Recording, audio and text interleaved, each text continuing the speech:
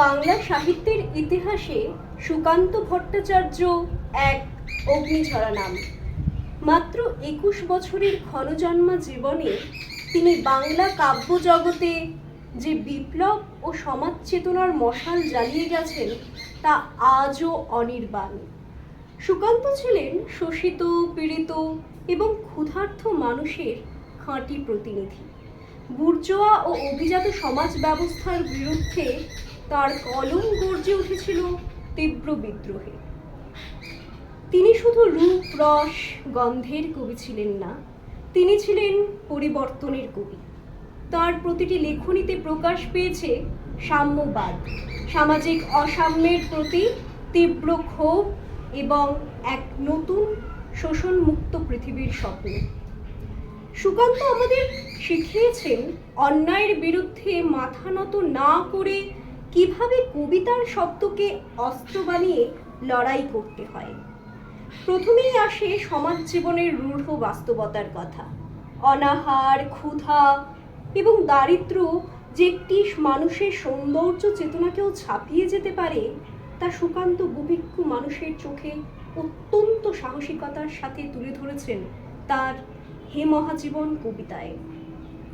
হে মহাজীবন, আর এ কাব্য নয়, এবার কঠিন কঠোর গদ্যে আনো, পদলালিত্য ঝঙ্কার মুছে যাও, গদ্যের করা হাতুড়িকে আজ হানো। প্রয়োজন নেই কবিতার স্নিগ্ধতা, কবিতা তোমায় দিলাম আজকে ছুটি। ক্ষুধার রাজ্যে পৃথিবী গদ্যময়, পূর্ণিমা চাঁদ যেন ঝলসানো রুটি।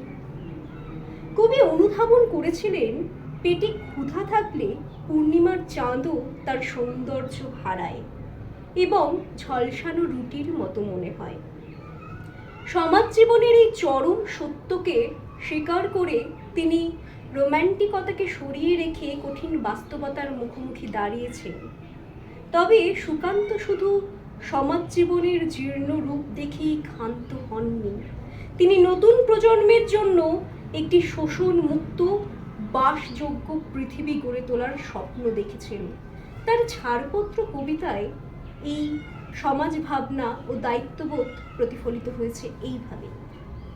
এসেছে নতুন শিশু, তাকে ছেড়ে দিতে হবে স্থান।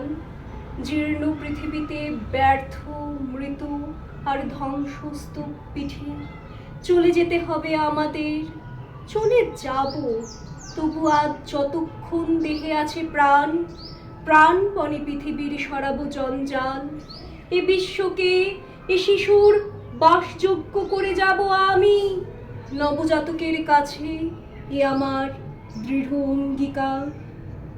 এই কবিতার মধ্য দিয়ে কবি বৈপ্লবিক প্রত্যয়ে অঙ্গীকার করেছেন যে আগামী প্রজন্মের জন্য একটি সুন্দর বসবাসযোগ্য সমাজ বিনির্মাণ করা প্রতিটি সচেতন মানুষের নৈতিক দায়িত্ব। কৃষক, শ্রমিক ও মেহনতি মানুষের বিপ্লব এবং সংগ্রামের ছবি ফুটিয়ে তুলতেছিলেন কবি আপোষহীন। সাধারণ দেশলাই কাঠির মাধ্যমে মেহনতি মানুষের সুপ্ত শক্তি ও বিপ্লবের সম্ভাবনাকে তিনি ফুটিয়ে তুলেছেন তার দেশলাই কাঠি কবিতায়। আমি একটা ছোট দেশলাইয়ের কাঠি, এত নগণ্য হয়তো চোখেও পড়ি না, তবু যেন মুখে আমার উসখুস করছে বারুদ, বুকে আমার জ্বলে উঠবার দুরন্ত উচ্ছ্বাস। আমি একটা দেশলাইয়ের কাঠি। ছোট ছোট শোষিত ও বঞ্চিত মানুষ যখন ঐক্যবদ্ধ হয় তখন তাদের ভেতরের বৈপ্লবিক আগুন সমাজ থেকে সমস্ত অন্যায় ও শোষণকে ভস্মীভূত করে দিতে পারে। এই বিশ্বাসে কবি ধারণ করেছেন। সবশেষে অন্যায়ের বিরুদ্ধে তরুণ প্রজন্মের অদম্য সাহস ও বৈপ্লবিক বিদ্রোহের রূপ ফুটে উঠেছে তার কালজয়ী 18 বছর বয়স কবিতায়।